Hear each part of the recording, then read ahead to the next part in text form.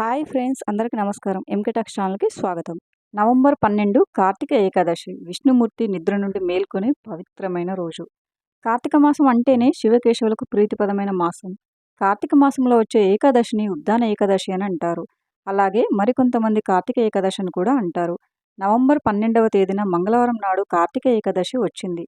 కార్తీక మాసంలో వచ్చే ఈ ఏకాదశి చాలా పవిత్రమైనది.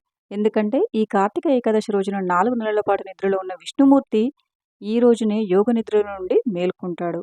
మరి ఇంతటి పవిత్రమైన ఉద్దాన ఏకాదశి నాడు విష్ణుమూర్తి అనుగ్రహం సులభంగా పొందాలంటే మీ పూజ గదిలో చందన దీపం వెలిగిస్తే మీ ఇంటికి కుబేర ధనయోగం కలుగుతుంది. అంతటి శక్తి ఈ చందన దీపానికి ఉంటుంది. కాబట్టి ఈ ఉద్దాన ఏకాదశి నాడు విష్ణు స్వరూపమైన వెంకటేశ్వర స్వామిని ఎలా పూజించాలి, పాటించవలసిన నియమాలేంటో ఈ వీడియోలో మనం ఇప్పుడు తెలుసుకుందాం. నవంబర్ 12 ఏకాదశి రోజు స్త్రీలు ఉదయాన్నే నిద్రలేచి చన్నీటితో తలస్నానం చేసి ఇంట్లో పూజ చేసుకోవాలి.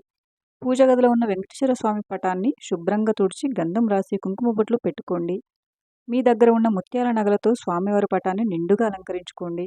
లేదా స్వామివారి పటానికి తులసిమాలను సమర్పించండి. స్వామివారి పటాన్ని అలంకరించుకున్నాక వెంకటేశ్వర స్వామి పటం ముందు చందన దీపం వెలిగించాలి. ఈ చందన దీపం ఎలా తయారు చేయాలంటే కొంచెం బియ్యపిండి తీసుకొని అందులో కొద్దిగా బెల్లం, సువాసన కలిగిన గంధం, అలాగే పాలు పోసుకొని పిండిలా కలిపి పిండి దీపం తయారు చేసుకోవాలి. పిండి దీపానికి కుంకుమ బొట్లు పెట్టి వెంకటేశ్వర స్వామి పటం ముందు ఉంచి నువ్వుల నూనె కానీ ఆవు నెయ్యి కానీ పోసి వెంకటేశ్వర స్వామి పటం ముందు దీపం వెలిగించాలి. ఈ శక్తివంతమైన దీపాన్ని చందన దీపం అని అంటారు. ఇక పూజలో నైవేద్యంగా ఒక బెల్లం ముక్కను సమర్పించండి. చివరగా వెంకటేశ్వర స్వామికి హారతి ఇచ్చి నమస్కారం చేసుకోండి. ఈ ఏకాదశి రోజున బ్రహ్మాది దేవతలందరూ విష్ణులోకం చేరుకొని విష్ణు కీర్తనలతో కర్పూర హారతులతో శ్రీ మహావిష్ణువును మేలుకొల్పుతారు. కాబట్టి ఈ ఏకాదశి రోజున విష్ణు స్వరూపమైన వెంకటేశ్వర స్వామికి హారతి ఇవ్వడం వల్ల అకాల మృత్యు దోషం తొలగిపోతుందని నమ్మకం.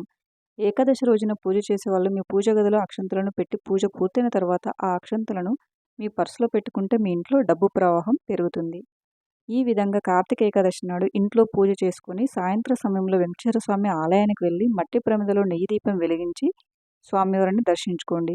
స్వామివారి ఆలయానికి వెళ్ళలేని వారు మీ పూజ గదిలోనైనా సరే నెయ్యి దీపం వెలిగించవచ్చు.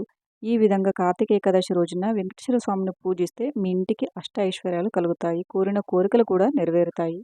మీ కుటుంబంలో ఎలాంటి కష్టాలు లేకుండా విష్ణుమూర్తి మీ ఇంటిని రక్షిస్తాడు. అలాగే ఈ కార్తీక ఏకాదశి నాడు తులసి చెట్టును పూజించిన వారికి కోటి జన్మల పుణ్యఫలితం లభిస్తుంది. తులసి కోట ముందు నెయ్యి దీపం వెలిగించి తులసి చుట్టూ 3 ప్రదక్షిణలు చేసి తులసి మాతకు నమస్కారం చేస్తే మీ మనసులో ఉన్న ఏ కోరికైనా సరే అది ఖచ్చితంగా నెరవేరుతుంది. లక్ష్మీదేవి అనుగ్రహంతో మీ ఇల్లంతా ఐశ్వర్యంతో నిండిపోతుంది. ఈ ఏకాదశి రోజున శ్రీ మహావిష్ణువు రావి చెట్టులో కొలువై ఉంటాడని భావిస్తారు. కాబట్టి ఏకాదశి రోజు రావి చెట్టుకు నీళ్లు పోసి రావి చెట్టుకు ప్రదక్షిణ చేస్తే కోరిన కోరికలన్నీ నెరవేరుతాయి. ఈ ఏకాదశి రోజున ఇంట్లో పూజ చేసిన తర్వాత ఒక ఎర్రటి వస్త్రంలో బియ్యం పోసి మూట కట్టి ఓం శ్రీం శ్రీయే నమః అనే మంత్రాన్ని చదువుతూ ఈ బియ్యం మూటను మీ బీరువాలో పెట్టుకోండి. ఏకాదశి రోజున ఇలా చేస్తే లక్ష్మీదేవి అనుగ్రహంతో విపరీతమైన ధనలాభం సిద్ధిస్తుంది. డబ్బు సంపాదించే అవకాశాలు పెరుగుతాయి. ఈ ఏకాదశి రోజున పసుపు రంగు దుస్తులను ధరిస్తే జాతక దోషాలను తొలగిపోతాయి. మీ జాతకంలో అదృష్టం పెరుగుతుంది. ఈ ఏకాదశి రోజున ఉపవాసం ఉంటే 1000 అశ్వమేధ యాగాలు చేసినంత పుణ్యం లభిస్తుంది. ఏకాదశి రోజున ఉపవాసం ఉన్న వారికి సిరి సంపదలు కలగడంతో పాటు సర్వపాప పరిహారం కూడా కలుగుతుంది. ఉపవాసం ఉండలేని వాళ్ళు సాత్విక ఆహారం తీసుకోవాలి. ఉల్లిపాయ మరియు వెల్లుల్లికి వీలైనంత వరకు దూరంగా ఉండాలి. అలాగే రాత్రి నిద్రపోయేటప్పుడు మీ ఇంట్లో ఉన్న చీపురును దక్షిణ దిక్కున మాత్రమే పెట్టాలి. దక్షిణ దిశలో చీపురు పెట్టుకుంటే ధనలక్ష్మి మీ ఇంటికి నడిచొస్తుంది. ఏకాదశి రోజున సాయంత్రం సమయంలో ఉప్పు తినకూడదు. ఈ రోజున ఉప్పు తింటే అనారోగ్య సమస్యలు వచ్చే అవకాశాలు ఉంటాయి. అన్నిటికన్నా ముఖ్యంగా ఏకాదశి నాడు విష్ణు స్వరూపమైన తాబేలు విగ్రహాన్ని మీ ఇంటికి తెచ్చుకొని మీ పూజ గదిలో పెట్టుకుంటే మీ ఇంట్లో ఉన్న డబ్బు కష్టాలన్నీ తొలగిపోతాయి. విష్ణుదేవుడు ఆశీర్వాదంతో విపరీతమైన డబ్బు మీ ఇంటికి వరిస్తుంది. అలాగే ఈ పవిత్రమైన ఏకాదశి నాడు ఒక చిన్న దీపం కానీ దానం కానీ చేసిన జన్మ జన్మల పుణ్యం కలుగుతుంది. ఈ ఉద్దాన ఏకాదశి రోజున బియ్యం, గోధుమలు అలాగే బెల్లం దానం చేస్తే మీ ఇంట్లో ధనధాన్యాలకు లోటు ఉండదని, సుఖ సంతోషాలకు లోటు ఉండదని నమ్మకం. అలాగే ఈ ఏకాదశి నాడు ఓం నమో భగవతే వాసుదేవాయ నమః అనే మంత్రాన్ని 21 సార్లు జపిస్తే విష్ణుమూర్తి సంపూర్ణ అనుగ్రహం లభిస్తుంది.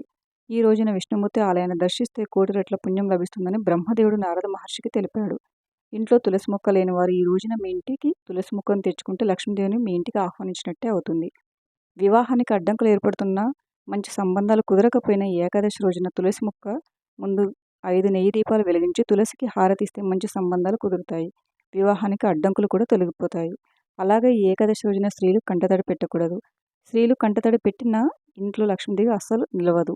అలాగే ఈ రోజున ఎవరికి అప్పు ఇవ్వవద్దు, అప్పు తీసుకోవద్దు. ఇలా చేయడం వల్ల మీ కుటుంబానికి అనారోగ్య సమస్యలు ఏర్పడతాయి. Thank you for watching friends. ఈ వీడియో కనుక మీకు నచ్చినట్లయితే వీడియోని లైక్ చేసి మరిన్ని వీడియోస్ కోసం మా ఛానల్ని సబ్స్క్రైబ్ చేసుకోండి.